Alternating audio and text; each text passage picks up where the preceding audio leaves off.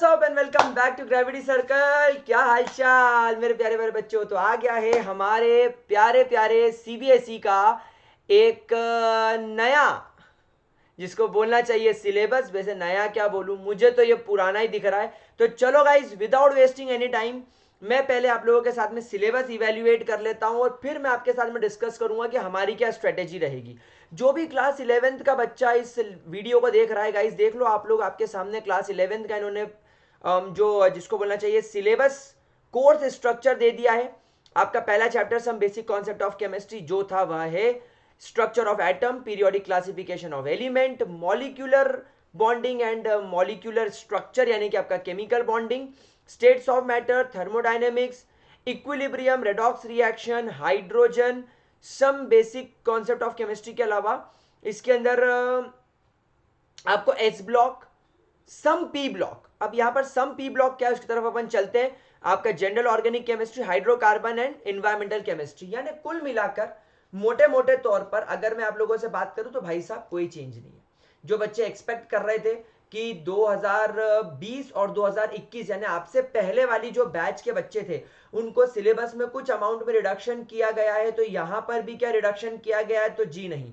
जो चैप्टर पिछले साल हटा दिए थे, जैसे ये चैप्टर पूरी तरीके से हटा दिया था, है ना, ऐसा यहां पर कुछ भी नहीं हुआ है। दैट मीन्स आपको पढ़ना स्टार्ट करना है और बेहतरीन तरीके से पढ़ना स्टार्ट करना है। अच्छा, उसके अलावा आप देख सकते हैं आपके सामने ये पीडीएफ है, लाइक इंपॉर्टेंस है, जनरल इंट्रोडक्शन है, सारे लॉज आ चुके हैं, देन आपका डाल्टन एटॉमिक थ्योरी आ चुका है, कंसेप्ट ऑफ एलिमेंट्स आ चुके हैं, atomic mass, molecular mass, mole concept, stoichiometry, calculation based on stoichiometry, मतलब सब आ गया है, कुछ भी हट नहीं रहा है।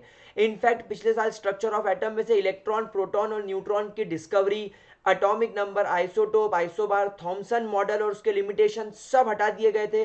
रदरफोर्ड का मॉडल और उसका लिमिटेशन हटा दिया गया था और बोर मॉडल से शुरुआत की थी। लेकिन आप देख सकते हो यहां पर सब चीजें वापस आ चुकी है।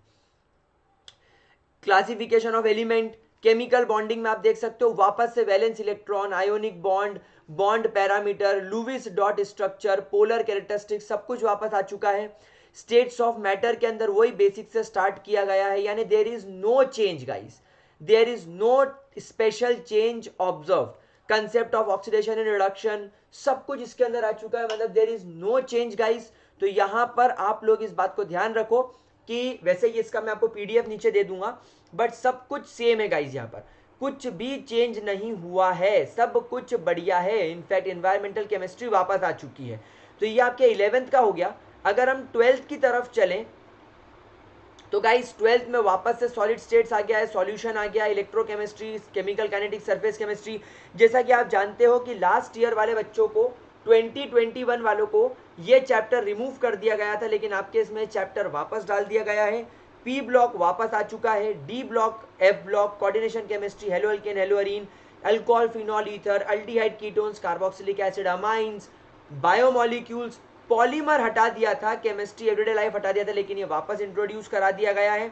अगर मैं सॉलिड स्टेट में बात करूं तो देखो क्लासिफिकेशन आ गया है, क्रिस्टलाइन सॉलिड के टाइप आ चुके हैं, अमॉर्फस सॉलिड आ चुका है, इनके elementary ideas, 2 dimensional packing, 3 dimensional packing, electrical property, magnetic property last year हटा दिया था, इस बार वापस आ गया है। बैंड थ्योरी पिछले साल हटा दी थी, इस बार वापस डाल दी है।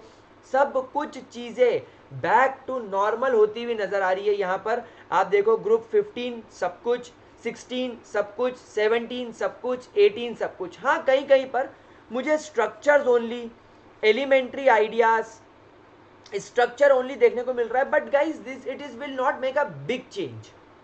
पहले भी क्वेश्चंस अगर आप देखो लास्ट ईयर के, तो आपको ऑक्सो एसिड्स ऑफ हेलोजन के स्ट्रक्चर ही पूछे जाते थे, आज भी स्ट्रक्चर ही पूछे जा रहे हो। तो स्ट्रक्चर ओनली लिख देने से इसका मतलब ये नहीं है कि हमें सब कुछ नहीं पढ़ना है। हाँ, हम इसका प्रिपरेशन नहीं पढ़ेंगे तो एनसीईआरटी में वैसे भी कौन सा दे रखा है, तो आप तो बस ये मान के चलो कि भाई साहब सब कुछ बैक टू नॉर्मल हो चुका है। अच्छा, जैसे हेलो अल्केन, हेलो अरीन की मैं बात करूँ तो last year uses of environmental uses and environmental effect of dichloromethane, carbon tetrachloride, ये जो सारी चीजें डीडीटी वगैरह ये हटा दिया था, लेकिन फिर इंट्रोड्यूस कर दिया है। यहाँ पर आप देखो, यहाँ पर जैसे कि मैं देख रहा हूँ, यहाँ पर मुझे uses of methanol and ethanol के साथ में डिहाइड्रेशन वगैरह ये सब ठीक है, दे रखा है, कोई दिक्कत वाली बात नहीं है, बेसिक बातें। लेकिन यहाँ पर मीथेनॉल इथेनॉल का अलग से कुछ नहीं दे रखा है। Aldehyde, ketone, carboxylic acid, amines, diazonium salt पिछले बार ये हटा दिया था, ये फिर इंट्रोड्यूस करा दिया है। बायोमोलिक्यूल्स में कार्बोहाइड्रेट लौट चुके हैं, अल्डोस कीटोस वापस आ चुका है, मोनोसेकेराइड वापस आ चुका है, कॉन्फिगरेशन वापस आ चुका है, sucrose, lactose, maltose, starch, cellulose पिछली बार हटा दिया था, इस बार वापस आ गया है।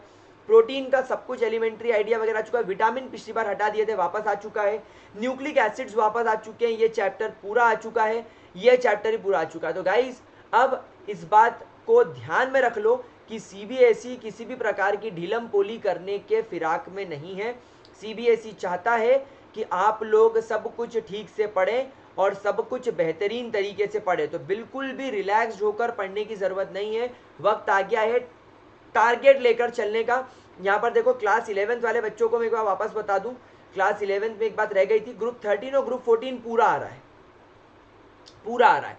तो गाइस ये कुछ सिलेबस के बारे में मेरे को आपके साथ डिस्कस करना था, और मैं आपको ये भी बताना चाह रहा था कि गाइस ग्रेविटी सर्कल पर क्लास 12th के लिए तो GC 3.0 चल रहा है, क्लास 11th के बच्चों के लिए आरंभ बैच मैं बहुत जल्दी स्टार्ट करने वाला हूँ।